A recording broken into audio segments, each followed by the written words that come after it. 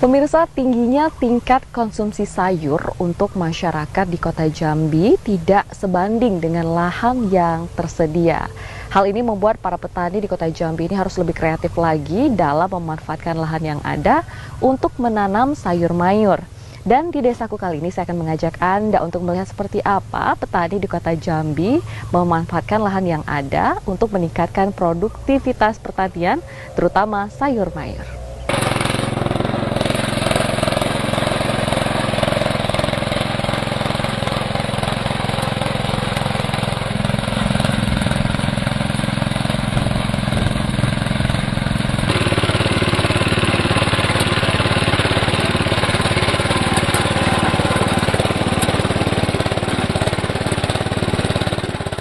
Persediaan lahan untuk kawasan pertanian atau bercocok tanam di Kota Jambi semakin sempit. Sebagai ibu kota provinsi, Kota Jambi merupakan daerah dengan jumlah penduduk paling tinggi. Bertambahnya jumlah penduduk membuat lahan yang sebelumnya menjadi kawasan pertanian berubah menjadi permukiman. Padahal, dengan semakin meningkatnya jumlah penduduk, kebutuhan akan pangan juga semakin meningkat. Namun dengan adanya alih fungsi lahan membuat kawasan pertanian di Kota Jambi semakin sempit. Berbagai upaya dilakukan oleh para petani di Kota Jambi agar tetap bisa bercocok tanam. Seperti memanfaatkan lahan-lahan kosong ataupun dengan bercocok tanam menggunakan sistem hidroponik.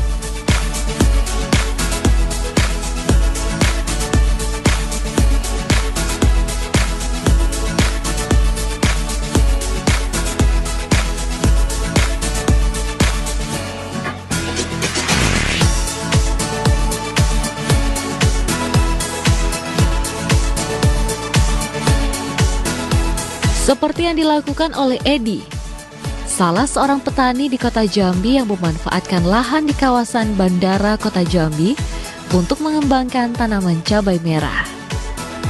Lokasi lahan perkebunan cabai ini masih masuk dalam status kepemilikan pihak Angkasa Pura II Jambi atau kawasan bandara. Oleh pihak bandara diberikan izin untuk melakukan pengelolaan lahan.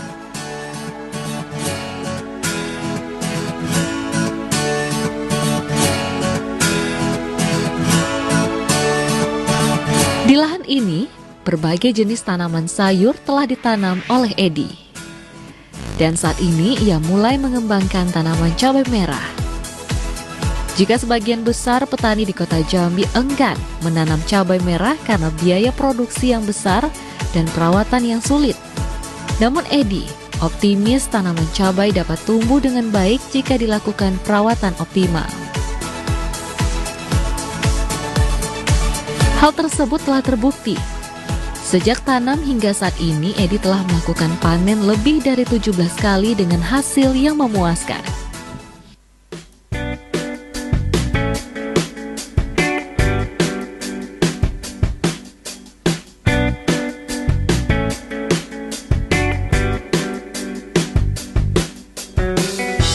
Kesulitan dalam pengembangan tanaman cabai adalah hama tanaman yang seringkali membuat batang cabai kerdil dan buah cabai cepat membusuk.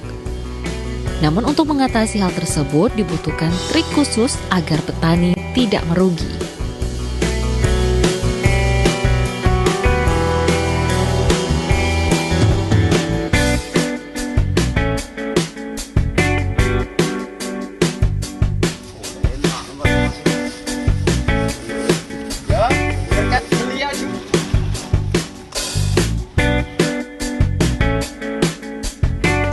Tantangan karena ada motivasi juga dari kawan kita yang ada di bandara ini untuk kita coba-coba apa salahnya kita terjun dan sambil belajar ternyata hasilnya cukup memuaskan untuk kita petani di kota.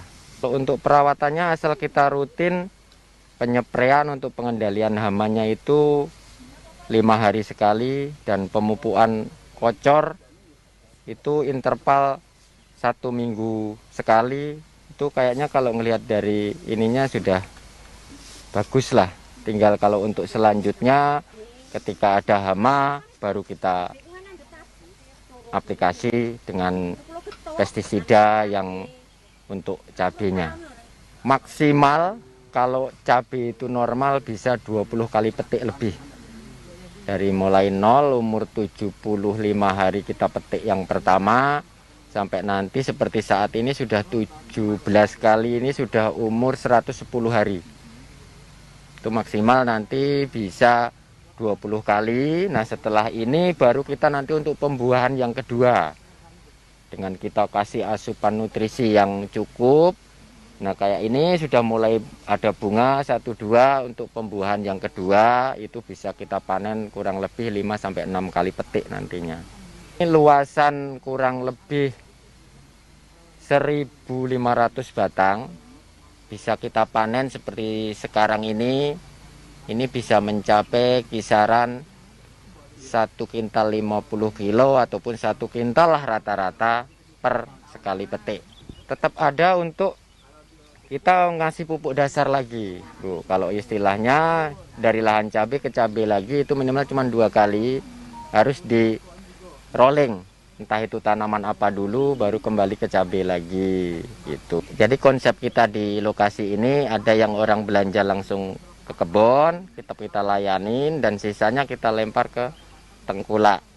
Pasaran sekelas cabai ini kan tetap harus ada penampungnya dulu, Bu. Untuk kita nih sekarang nih kan untuk sistem pemasaran kita kan masih agak sulit nih. Ketika nanti nggak tahu setelah ini, kalau ada yang ini kan bisa langsung datang ke kita.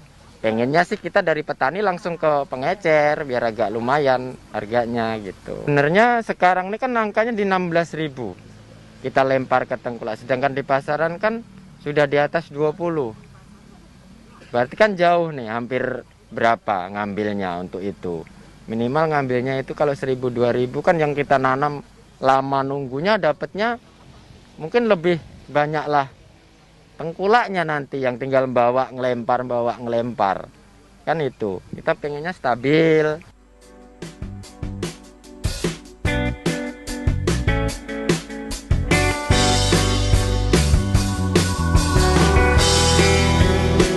Sebenarnya, tanaman cabai merupakan komoditi unggulan dan potensial jika dikembangkan. Pasalnya, cabai memiliki pangsa pasar yang baik dan berkelanjutan. Selama ini, kebutuhan cabai merah di Kota Jambi khususnya banyak didatangkan dari luar daerah karena terbatasnya stok cabai dan petani cabai di Kota Jambi. Hal ini yang membuat harga cabai berfluktuasi karena tergantung pasokan dan permintaan.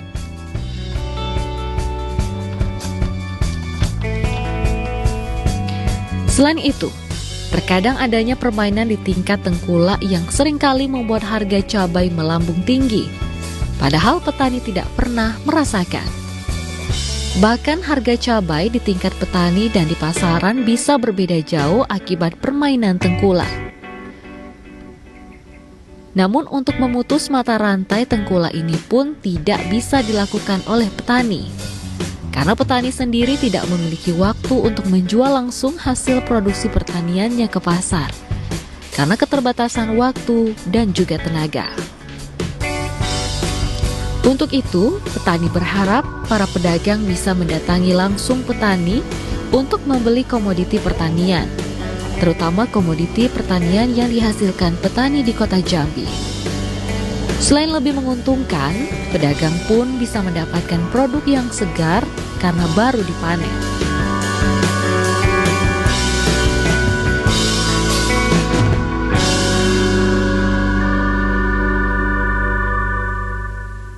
Jika petani dan pedagang langsung melakukan transaksi, maka permainan harga bisa ditekan. Petani dan juga pedagang bisa lebih sejahtera.